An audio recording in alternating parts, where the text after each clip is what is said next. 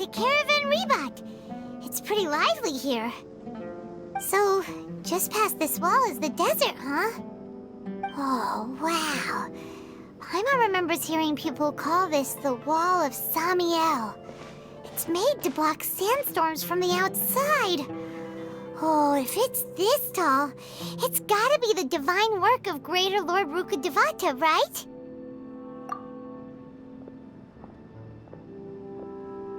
Enough gawking. Come on, follow me. Huh? Over here.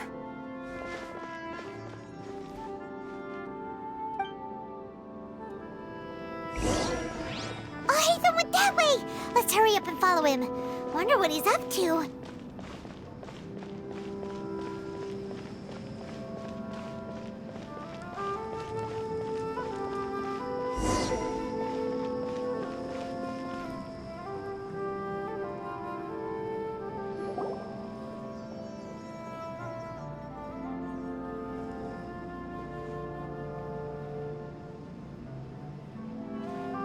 What the...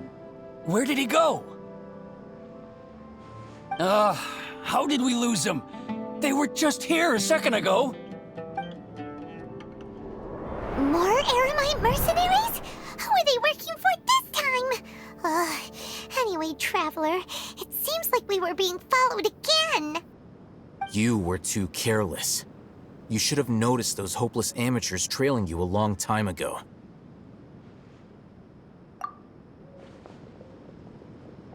There's no need to thank me. I've never cared to keep track of personal favors. All I did was correct a mistake I happened to come across. It's a habit I developed at the academia. You really gave Paimon a scare, Alhaitham. We never thought we'd run into you here. Last time we met at Port Ormos, didn't you say you were going back to the academia? Wait, don't tell Paimon that you're here to take us back on their orders. Oh, so you've already landed yourselves on the academia's hit list. I can't say that I didn't expect it. However, had I wished to turn you over to the academia, don't you think you'd already be the Eremites' honored guests by now? Oh, right. You do have a point. I have no interest in running errands for that project. As a scholar, I've always belonged to the camp that promotes researcher autonomy. And these days, you're more fascinating than anything the sages can offer. Not quite. To tell you the truth, I'm still investigating the Divine Knowledge Capsule. Unfortunately, I've run into some difficulties. Everyone says the capsule originated in the desert and was eventually moved to Port Ormos. If I am to get to the bottom of this, I must understand how the capsule first came to be. Which brings me back to you, and why you're so interesting. The leader of Ain al-Ahmar used the Divine Knowledge Capsule right in front of you, and upon seeing him, your expression became perplexed, and you were lost in thought for quite some time. To have that kind of reaction, I think you must have realized something. Are you interested at all in sharing what you've been hiding from me?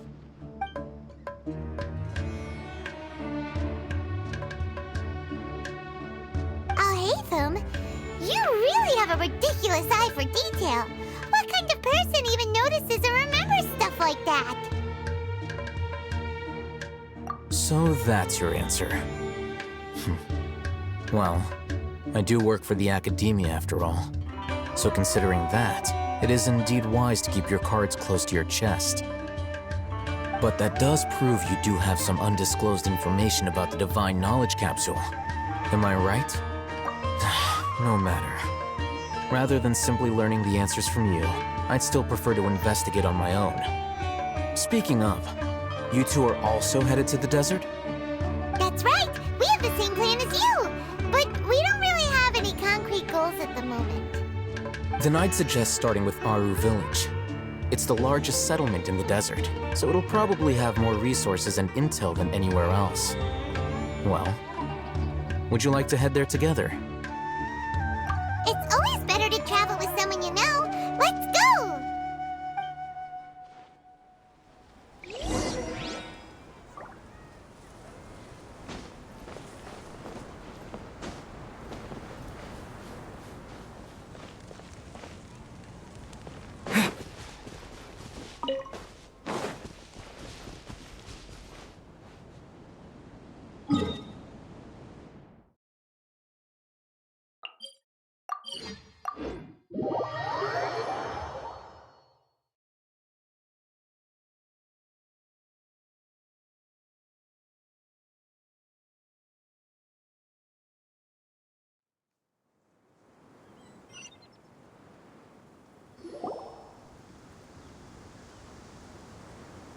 Before us lies Aru Village, the safe haven of the desert folk. Whoa, this landscape is really something else. What a cool place! Let's go check it out!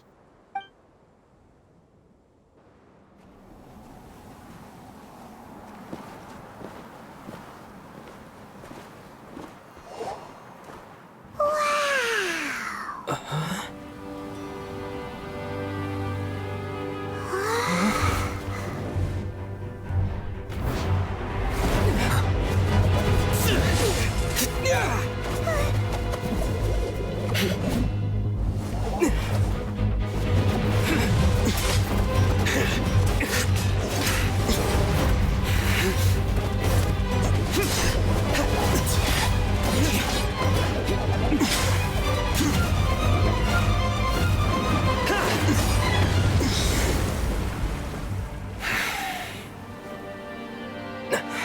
Sino.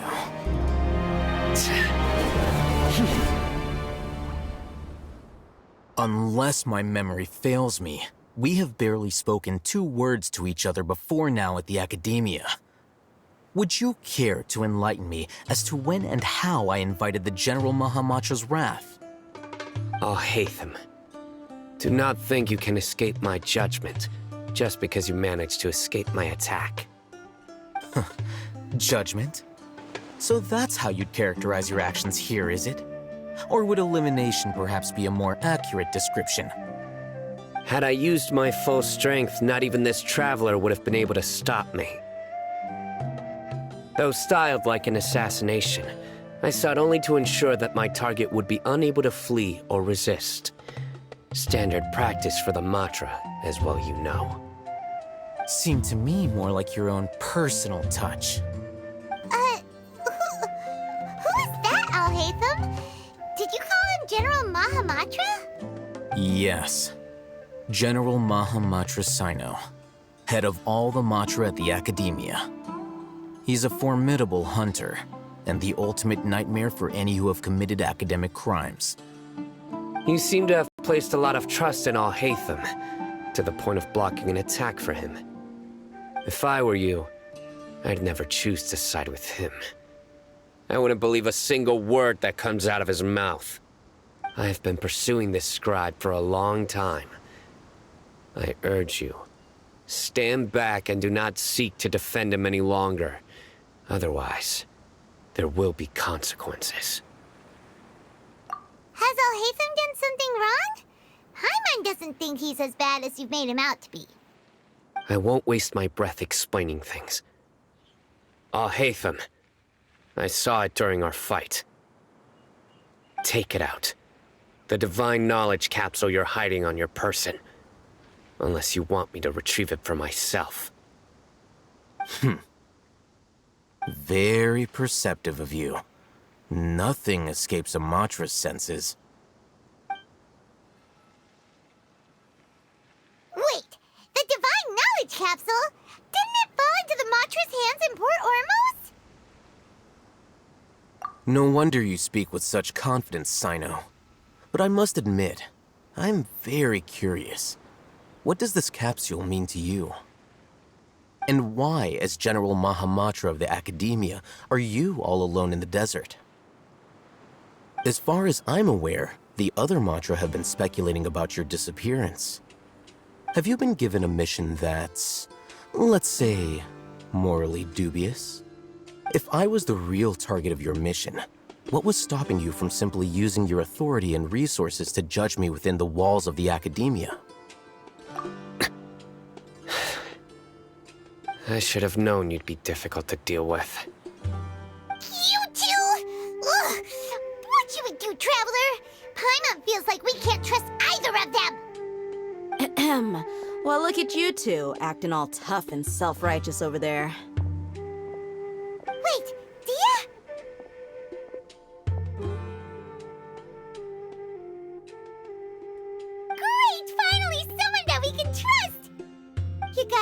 out here. Otherwise, these two are gonna start fighting again. Yeah, sure looks that way. Two giants from the academia duking it out once and for all. Not something you get to see every day, that's for sure. Listen, I know you academic types love to fill up your big brains with self-righteous morality and lord your empty rules and virtues over each other. But how dare you bring your petty disputes into the safe haven of Aru Village? It seems like someone's gonna have to beat some sense into your thick skulls until you finally learn to respect these grounds.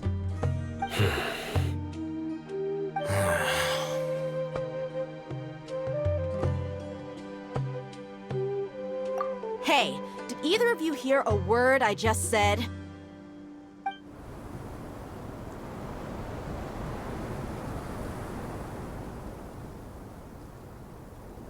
Whoa, what's going on? The wind's so strong. Is this a sandstorm?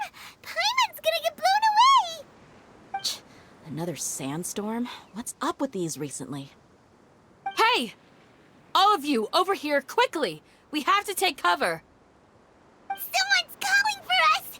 Oh, this wind is too strong. Let's get over there. That sounded like Candace. Come on, you two. Jeez, are all of you academia folks such hard work? Move it! All right, stop yelling.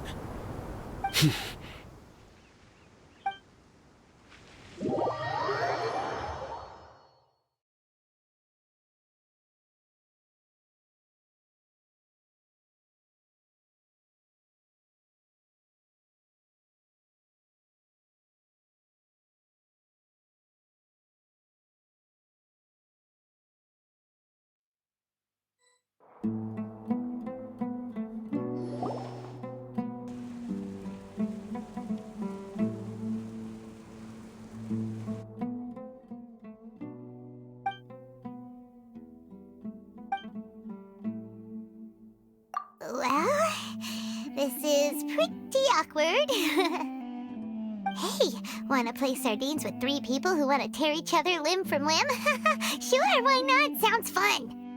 The air is so thick and heavy. Paimon can hardly keep floating anymore. My sincere apologies, everyone. This is the home of our village chief. I will have to ask you to make do with this small room until the sandstorm dies down. Please, let me introduce myself. I am Candace, protector of Aru Village. Our savior has come at last! Nice to meet you, Candace. The name's Paimon. Thank you so much for helping us. There's no need to thank me. It's only right to help each other when the weather gets rough. Wow, she's so gentle and caring, like a nice older sister. Unlike those guys over there.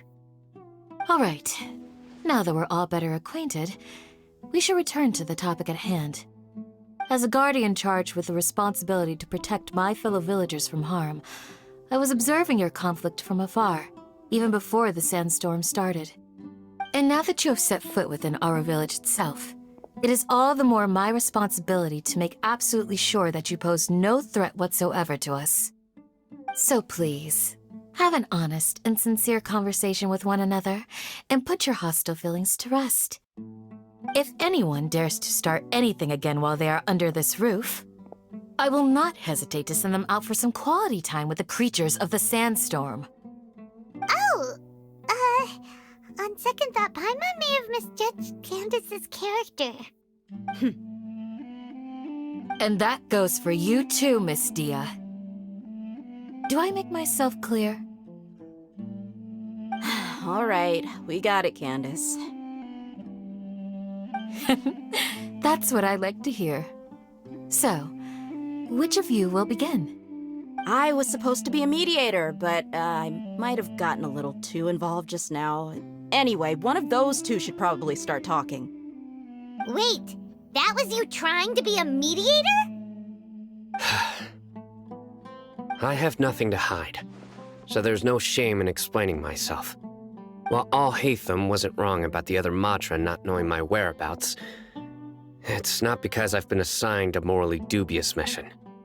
Rather, I've chosen to exile myself. Huh? exile yourself? A little while ago, I discovered that there was data missing in the Academia's project planning and development files. What little they did report clearly did not match the project's actual progress. As General Mahamatra, I had the responsibility and authority to request an audit. However, to my surprise, the person responsible for the erroneous data was none other than Grand Sage Azar himself. I tried to investigate the issue myself before submitting a formal audit request, but I soon found that all leads and potential pieces of incriminating evidence were carefully concealed from me. I began to realize that they were cautious of me from the very beginning. Unsurprisingly, the Grand Sage rejected my audit request as soon as the submission reached his desk. He even said to me, "The power of the General Mahamatra is granted by the sages. You have no right to judge us." So they really are up to no good. I realized then that to the Grand Sage, the Matra are nothing more than tools for the sages to assert and maintain their control over knowledge. The vows that we took, the principles that we strive to uphold, they are meaningless to the academia of today. I believed it would be wise to flee the academia before the sages had a chance to take action against me. This way, they can no longer see nor predict my actions. I will never give up on this investigation. There's no need for someone else to give me power or authority. Once I find the truth, I will administer judgment by my own name. Sino seems to have the same goal as us. We're all investigating the sages. Plus, now that he's no longer the General Mahamatra, he somehow feels a lot less scary. Well, Sino, if that's your story, then why did you see Alhaitham as a target? When I was investigating the matter in the academia, I overheard a conversation between Alhaitham and a sage. The sages asked you to investigate a blonde-haired traveler. Do you dispute this, Alhaitham? What? Like many parts of the project, this assignment was undocumented. Now throw in your suspicious behavior with the Divine Knowledge Capsule, and I think we deserve an explanation. Yes. I was indeed tasked with investigating the Traveler. Alhaitham! After all, the promised reward was so great that hardly any scholar could have refused. The sage told me, once you've completed this assignment, I can give you a glimpse of divine knowledge. A most enticing offer. Unfortunately, those academics don't know me at all.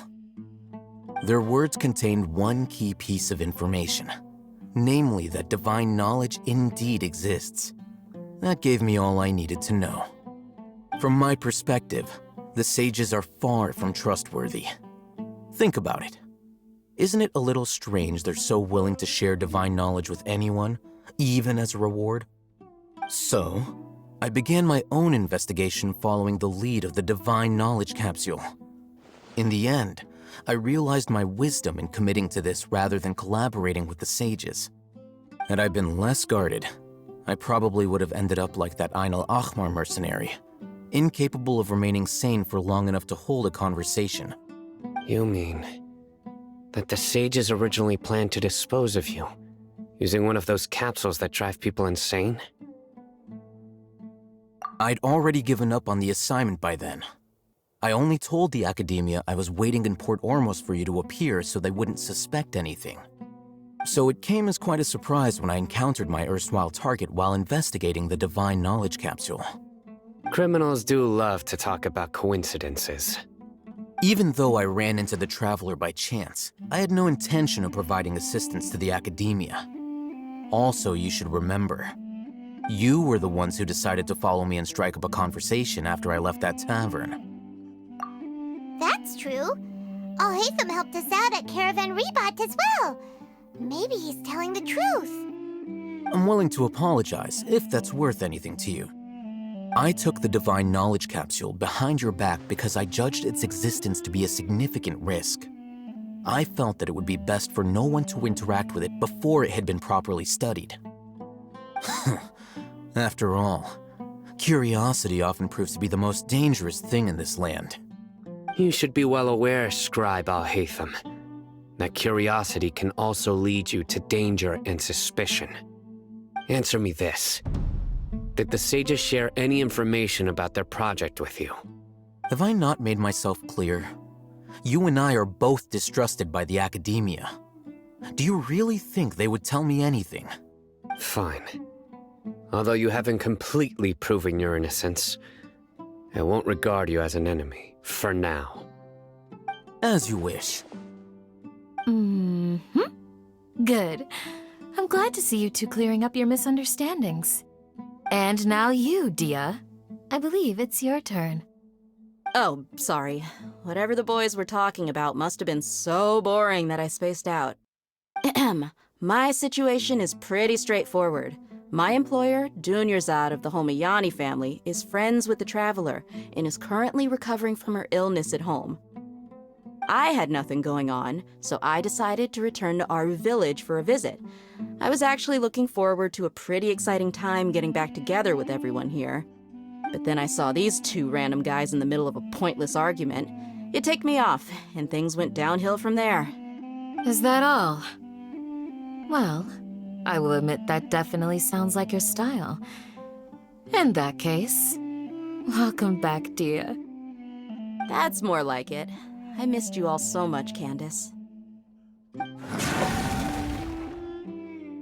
Whoa! What was that sound? No need to worry. Now that you're no longer at each other's throats, please make yourselves at home. I'll take a quick trip outside to clear out some of those creatures in the sandstorm. Creatures? In the sandstorm? Are you sure you don't want some backup? Fighting in a sandstorm is not for the faint-hearted. Anyone without extensive training in these conditions is at a disadvantage. You needn't worry. Yeah, just leave him to Candace. Don't worry, she's as tough as they come.